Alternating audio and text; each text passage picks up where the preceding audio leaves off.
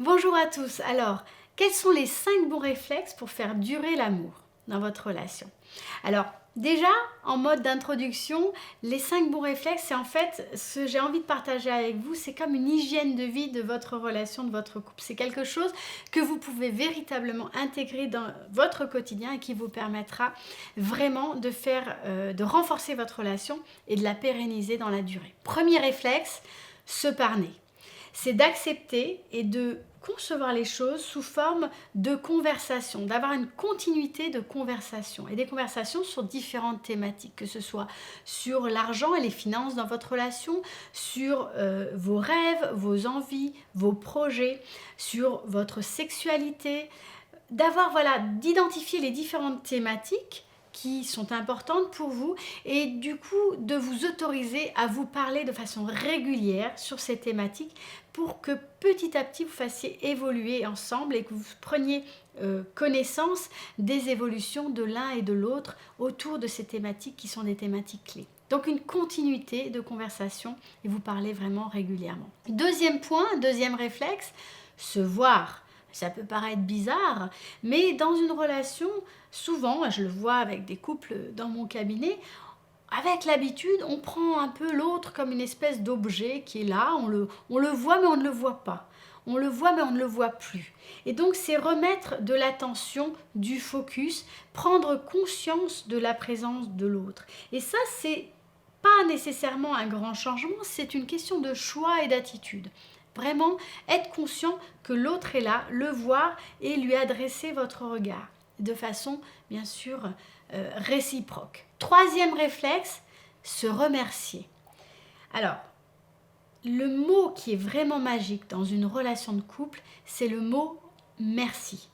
C'est un mot qui paraît simple et encore une fois, c'est un mot parfois qu'on oublie. Donc pratiquez la gratitude, prendre le temps de dire à votre partenaire combien vous avez apprécié telle ou telle chose, tel ou tel geste, tel ou tel comportement. Pratiquez la gratitude dans votre quotidien.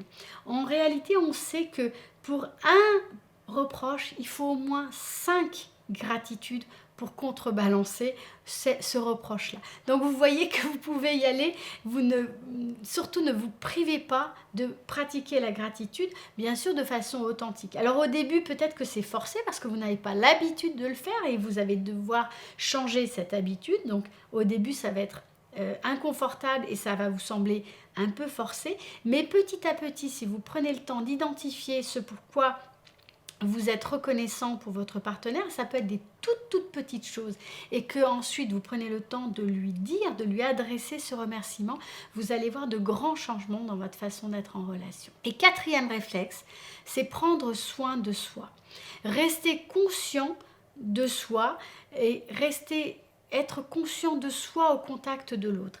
Très souvent, ce qui se passe dans les relations, c'est qu'on est dans des problématiques où soit on est complètement perdu chez l'autre, c'est-à-dire qu'on s'en remet à l'autre et on a l'impression que c'est à travers l'autre qu'on va pouvoir se réaliser, donc on s'oublie, soit on reste très focalisé sur soi.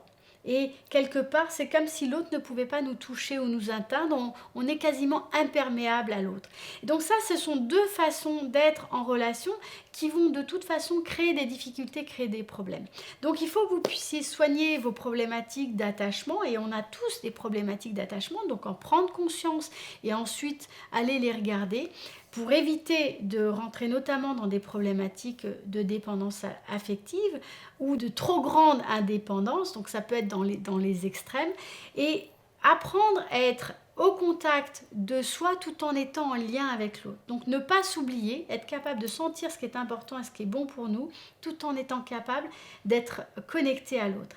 Et ce travail-là se fait par le fait de prendre soin de soi et de garder un focus sur soi, non pas par égoïsme, et souvent on a beaucoup de croyances et d'idées négatives autour du fait de se prioriser, de prendre soin de soi, mais plutôt parce que vous êtes une personne adulte et responsable et que si vous ne prenez pas soin de vous dans la relation, si vous n'avez pas conscience de vous au contact de l'autre, ce sera très difficile pour vous en réalité de prendre soin de l'autre. C'est prioriser l'autre et la relation, choisir de mettre le focus sur votre relation, ça ne veut pas dire oublier le reste. Au contraire, c'est simplement changer votre attitude.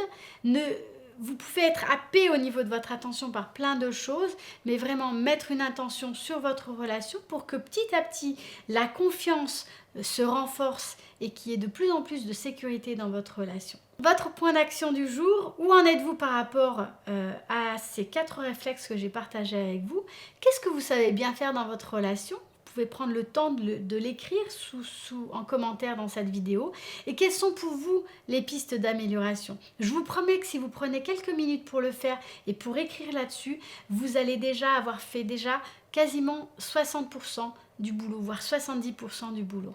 Prenez le temps d'écrire là-dessus, partagez-le, partagez cette vidéo, mettez un pouce bleu. Je vous souhaite une belle journée, je vous dis à très bientôt dans une prochaine vidéo.